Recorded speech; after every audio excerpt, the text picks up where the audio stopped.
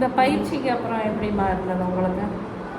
நுண்ணுயிர்கள் தேவை தெரிஞ்சுக்கிட்டேன்னா, அடுத்தது விலை கொடுத்து இடுபொருட்களை வாங்காமல் நாமளே எப்படி அதெல்லாம் தயாரிக்கிறதுன்னு தெரிஞ்சுக்கிட்டேங்க.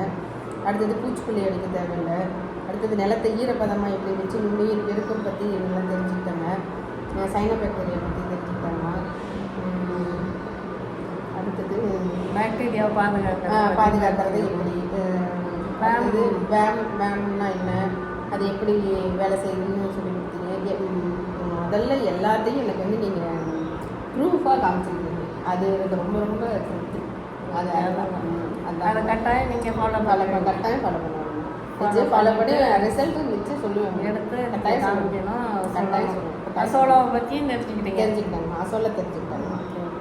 அப்போ ஓரளவு குணபட்சனை தெரிஞ்சுக்கிட்டாங்கன்னா எல்லாமே தெரிஞ்சுக்கிட்டேன். இப்போ ஈடுபொருள் வெளியிலேருந்து வாங்காமல் எதுவுமே வாங்க தேவையில்லை. நீர் தான் வெள்ளம் மட்டும்தான் வாங்குற மாதிரி. மற்றது அதுக்கு கரும்பு வச்சுட்டிங்களா? அதுவும் பண்ணிக்கலாம்.